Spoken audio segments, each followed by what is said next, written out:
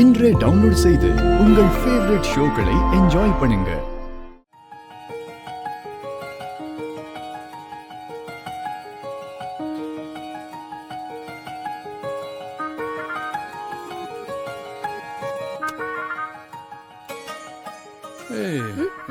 இந்த பேண்ட் ஷர்ட்லாம் என்னோட தானே? ஆமா. அயன்லாம் பண்ணி வச்சிருக்கு. ஆமா, அயன் பண்ணிருக்கு. யார் அயன் பண்ணது? தெரியல, யாரோ பண்ணிருக்காங்க. யாரோ பண்ணிருக்காங்க. அப்ப நீ பண்ணல, அப்படிதானே? நான் தான் பண்ணிருக்கேன்னு தெரியுதுல, அப்புறம் எதுக்கு இத்தனை கேள்வி? இல்ல, என் துணியெல்லாம் அயன் பண்ணி வைக்கிற அளவுக்கு அப்படி என்ன என் மேல இவ்வளவு அக்கறை எல்லாம் ஒண்ணும் இல்ல. கசகசன்னு பாக்குறதுக்கு ரொம்ப கன்றாவியா இருந்துச்சு. வீடெல்லாம் நீட்டா இருக்க வேண்டாமா? இப்படியா துணியை கண்டுபிடி போட்டு இருக்கிறது? அதான் நானே அயன் பண்ணி வச்சேன். இப்ப நான் அயன் பண்ணி வச்சிருக்கேன்ல, இத பார்த்து கத்துக்கோ. இதுக்கப்புறம் நீயும் இதே மாதிரி உன் துணிமணியா அயன் பண்ணி வைக்கணும், நீட்டா இருக்கணும். புரியுதா? அப்படி. ஆனா எனக்கு ஒரு விஷயம் புரியவே இல்லை. இப்ப இந்த துணியெல்லாம் அசிங்கமா கிடந்ததுனாலதான் நீ அயன் பண்ணி வச்சிருக்க, அப்படித்தானே? இன்னொரு விஷயம் என்ன? இத்தனை நாளா என் துணிமணி இப்படியே தானே இருந்துச்சு. இப்ப மட்டும் என்ன திடீர்னு சுத்தம் பண்ணி வைக்கிற? அன்னைக்கு என்ன சொன்ன? உன் துணியெல்லாம் நீ அயன் பண்ணிக்க, நான் வேலைக்காரியிலன்னு திமிரா சொன்னல. ஆனா இன்னைக்கு அயன் பண்ணி வச்சிருக்க. உனக்கு அந்த அளவுக்கு மனசு இருக்கா? தேங்க்ஸ்.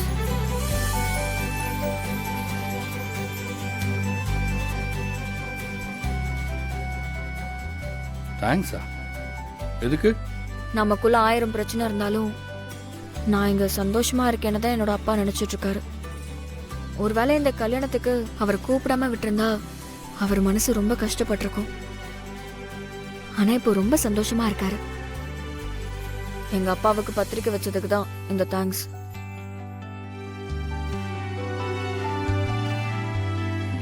நானும் தேங்க்ஸ். எதுக்கு? இல்ல, நான் இவ்வளோ நீட்டா அயன் பண்ணி லாண்ட்ரிக்கெல்லாம் கூட கொடுத்ததில்ல. இவ்வளோ அழகா அயன் பண்ணி வச்சதுக்கும் அது கீழே விழுந்து மறுபடியும் எடுத்து மடிச்சு வச்சதுக்கும், அது ரெண்டுத்துக்கும் தேங்க்ஸ்.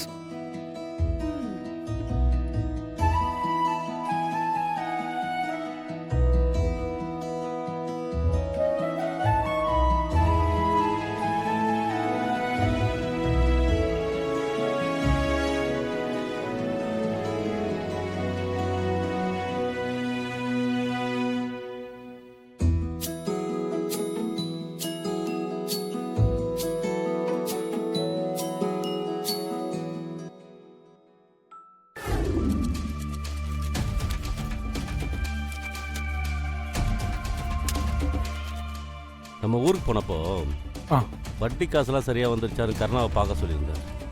நீ ஒரு தடவை சரியா இருக்கான்னு பார்த்துக்கோ. சரிண்ணே. அண்ணா, காவேரி டெக்ஸ்டைல்ஸை பற்றி என்ன முடிவு பண்ணியிருக்கீங்க? சித்ரா கல்யாணம் முடிட்டுண்டா சொல்கிறேன். அந்த ராமச்சந்திர குடும்பத்தில் இருக்கானே மாற, அவன் ஏன் கழுத்துலயே கத்தி வச்சிட்டானே அவனை. ஆமாம், சித்ரா கல்யாணம் வேலை எப்படி போயிட்டு இருக்கு? அதெல்லாம் ஜாம் ஜாம்ல தடபடலாம் போயிட்டு இருக்குண்ணே. ஆனா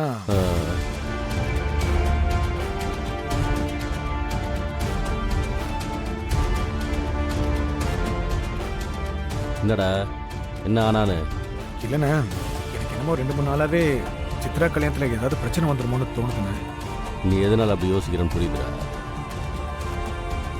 ஆனால் என்ன நடந்தாலும் சரிடா, நம்ம வீட்டு கல்யாணம் நிற்கக்கூடாது. எது குறுக்க வந்தாலும் சித்ராவோட கல்யாணத்தை ஊரே மெச்சுற அளவுக்கு நடத்தி காட்டணும்.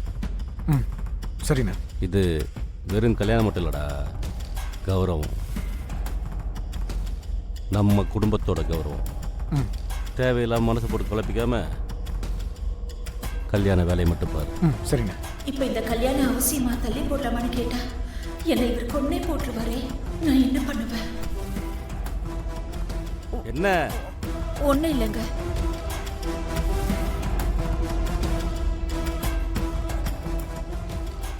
திவா, அண்ணே. இந்த 500 கோடி ரூபா ரியல் எஸ்டேட் ப்ராஜெக்ட் இருக்குல்ல, ஆமாண்ணே. அந்த ப்ராஜெக்ட்டுக்கு சிஎம்டி அப்ரூவல் கொடுக்குற ஆஃபீஸரை கல்யாணத்துக்கு கூப்பிட்டுருக்கேன். சூப்பர்ண்ணா சூப்பர். அந்த அதிகாரியும் அவங்க குடும்பத்தையும் முன்ன நிறுத்தி நல்லா உபசரித்து மனசு நோகாமல் அனுப்பி வைக்கணும். ஆ சரிண்ணே. இப்போவே நம்ம துண்டு போட்டு வச்சாதான் அப்ரூவல் வர நேரத்தில் எந்த குடைச்சலும் கொடுக்காம இருப்பாங்க. புரியுதா இல்லையா? ஆ புரியுதுண்ணே புரியுது.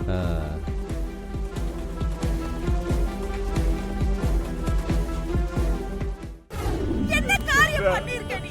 சித்ரா சித்ரா என்ன கண்ணை திறந்து பாருமா. சித்ரா ஏன் அப்படி பண்றா?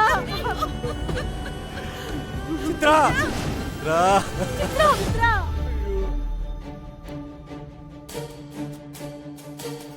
ஐயோ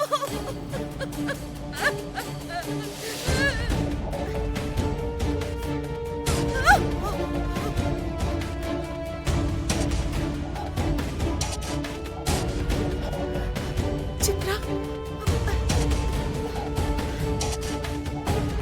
சித்ரா சித்ரா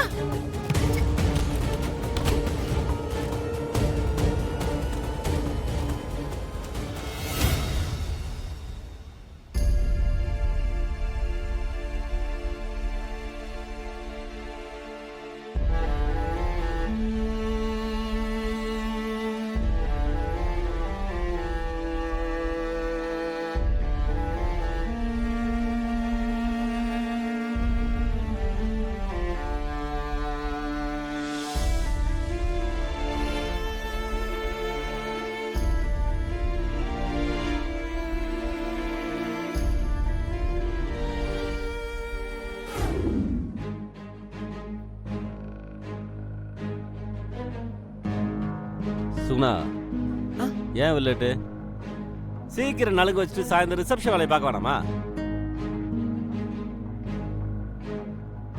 போய் சித்ரா கூட்டு வா. ஆ சரிங்க.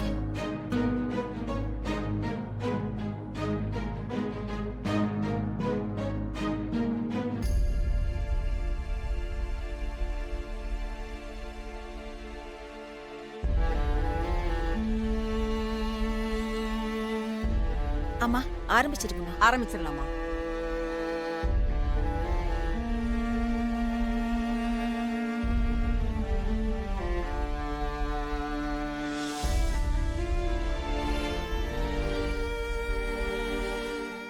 ஒவ்வொருத்தரா வந்து நலுங்கு வைங்கம்மா. முதல்ல பொண்ணோட அம்மா வந்து வைங்க. வாங்க.